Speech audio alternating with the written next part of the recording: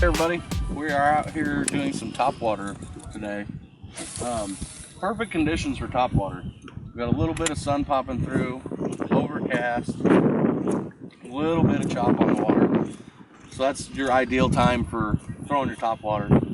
Now, which topwater do you throw? There's so many different types out there these days. There's prop style baits, walk the dog like I'm throwing right now. This is the Suic Weagle. Really, it's just trial and error, what the fish want. A good walk the dog bait is very effective. It just is side to side, almost like a glide bait. So for your walk the dog bait, we've got here, this is the Suic Weagle, and all it does is gives you a side to side. So boom, boom, boom. Almost like a swimming action, similar to a glide bait. These come in a bunch of different sizes. I have right here, I have the baby Weagle.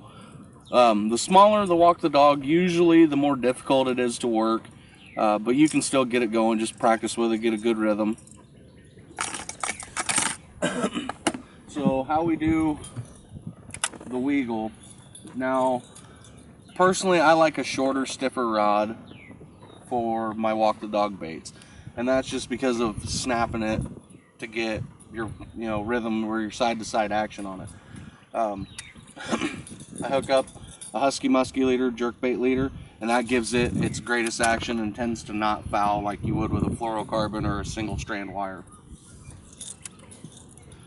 So you pitch it out, rocks, weeds, over things like that, open water if you're finding fish suspending, and then just straight down snaps, reeling your slack as you go, gives you that side to side action. The more snap you put on it, the more emphasis the bait has on its action, so it'll have just a little bit more plop. Now you want typically a reel with a higher line pickup, usually power handle people do it with that, higher gear ratio, things like that. So you cast it out, as soon as it hits, pick up your slack immediately, snap, just straight down. What I usually do every snap, I'll have one turn of the reel handle, and you can kick it off and let it sit like a glide bait. Sometimes that'll work and be effective for triggering, especially if you see them boil up on it. But I tend to typically just run it straight, side to side, all the way back to the boat. Now if they get to the boat, you can kind of, if they're following, you can give it snaps just to keep it moving without pulling it out of the water. You can figure eight these with just quick snaps. It's not going to be necessarily an exact 8 just because of the movement of the bait, but you can reach out there and keep it moving to get the fish's attention. So we cast it in the shoreline,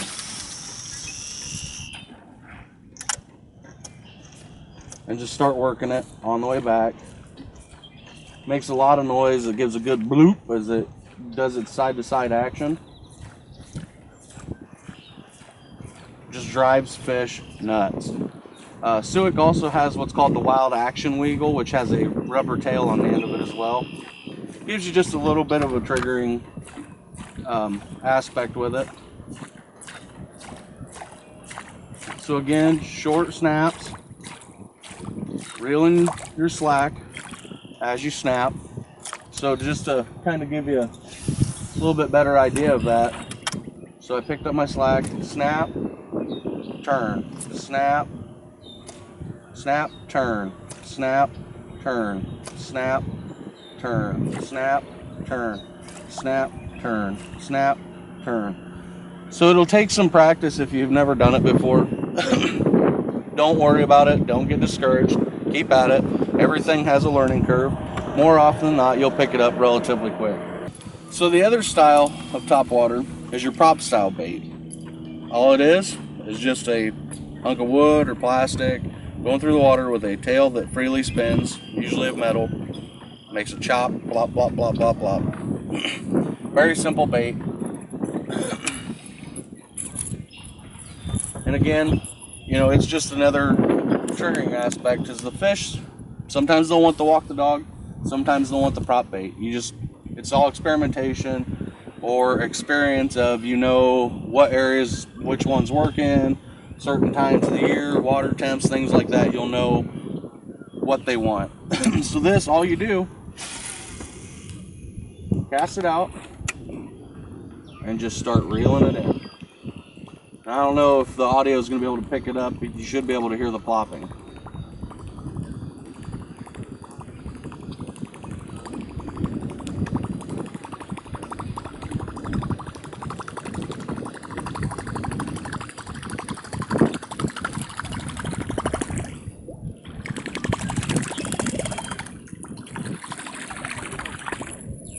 And this one's the Suick Nightwalker.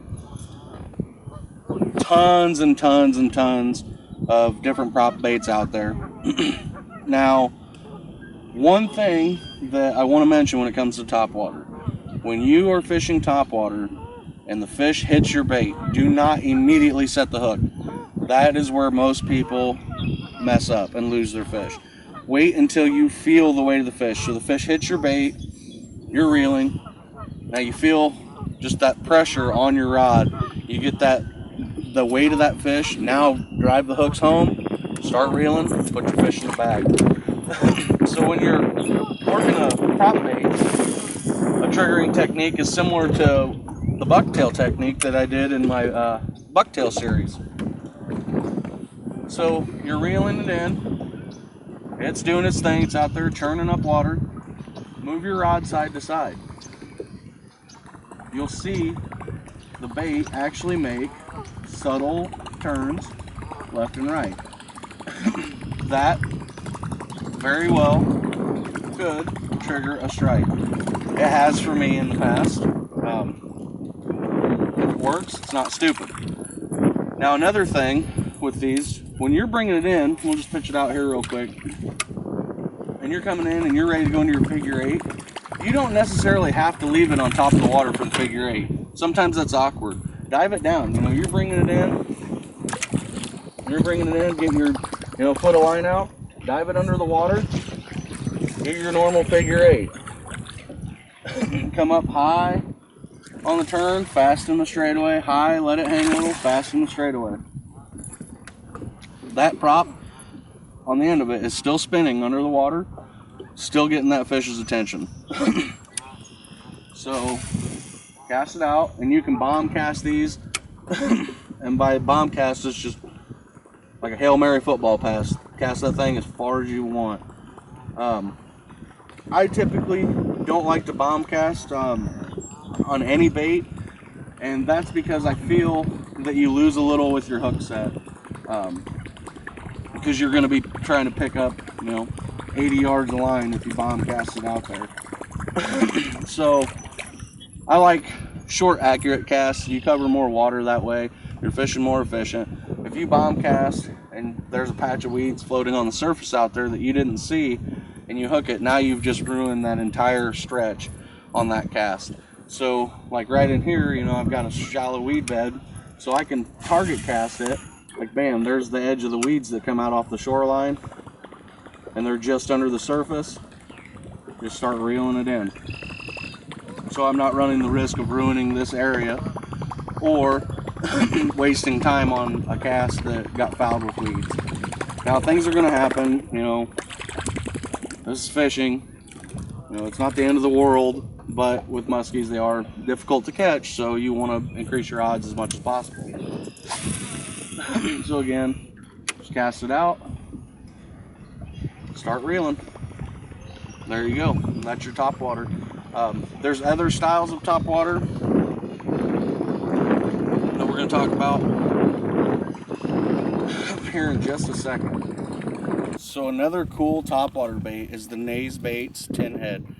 I'm sure you've seen a lot of the videos that he's put out on his Facebook page. These things are wicked looking in the water. So let's show it now. These are just, it's called a jitterbug head on it, and it just gives a little wobble action to it. Really neat. Okay, so the Neighs 10 head, Pretty simple. Just reel it in. It makes a bloop, bloop, bloop as it's going through the water. We got a little side-to-side action. Very, very neat bait. A lot of big fish will be caught on this bait, I'm sure. Awesome work. The original ones were wood, and now they are a molded plastic. Stamped on the side, or the belly, I'm sorry, Neighs baits. And the top, it says the tin head. Shrink wrap hook on the back. Front hook and your middle hook are on your split rings, standard. Split ring connection point at the front. Really neat bait, really really cool action on it. And definitely something I'll be throwing a lot of this year during topwater bite.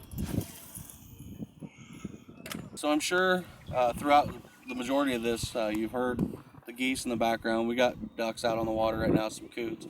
So ducklings will be hatching, not too far away probably. So that's where I'm really gonna love the Savage Gear Suicide Duck. This is a 3D print of a baby duck. So does that necessarily matter? No. It's a prop style bait. It's got the dual feet that spin. That alone will cause a muskie to strike because it's churning sensation in the water, vibration, whatever. Now, if you're on a flat, calm day, high skies, which is typically not the ideal topwater conditions, you've got what looks like a baby duck swimming through the water. That's why when it comes to colors, people say throw natural baits. That way, if your presentation's flawed, it still looks like they're targeted forage. Well, this looks like a duck. So, looks like a duck, quacks like a duck, it's probably a duck, right? So, this, again, is just another prop style bait. So all you do is just cast it out and reel it in. Same triggering, side to side techniques can be applied, but all you do is just reel it in. It's not super loud as far as an audible distance, from the boat, but you can see it churning, and it's, looks like a baby duck coming through the water. Quick and easy meal for the muskie. I like to call this one Daffy because he looks like Daffy Duck. So if you're ever in a boat with me and you hear me say, hey, grab Daffy, that's the bait you're going for. Now, anytime you're working topwater, you cast it out, you're reeling it in, watch to the sides and behind your bait, just like with any other bait you're casting, because that's where you're going to see the fish. You'll see them either boil, which is a sharp turn where they're, you're bringing the bait towards their face, they turn around and start following it. If they're close to the surface, you'll see that. The other thing you'll see is a wake coming up behind your bait. The fish will rise up just underneath the surface, just underneath of it. Sometimes you'll see it, sometimes you won't, but that's what you want to be watching for. And when you see that, don't panic, don't change anything. Just keep doing what you're doing, because there was something about that attracted that fish. Now, if they're coming in, haven't started pushing water, like surging up behind it to try and eat it, maybe that's when you want to try your, side-to-side technique, or speed it up just a little bit and see if that gets their attention and gets them to want to eat the bait. But plain and simple, when it comes to catching muskies, nothing is more fun than topwater. Just seeing the fish explode out of the water, trying to eat that bait is just, it's fun. Now, that being said, there's no easier way to lose a muskie fishing than throwing topwater, because they'll miss the bait, or you have a poor hook set, whatever the case may be. Usually topwater is the easiest way to lose a muskie when you're fishing. So this will conclude the topwater portion of the beginner series for muskie fishing. Up next, I think we're going to do the trolling segment. That one's probably going to be a pretty long video, because we'll be talking about planer boards, combination of using your electronics with it, line counting reels, not using line counting reels. We're going to cover a lot of different stuff. Subscribe so you don't miss out on any of the upcoming videos, and thanks for watching. Keep that lure in the water and catch a big one. We'll see you guys next time.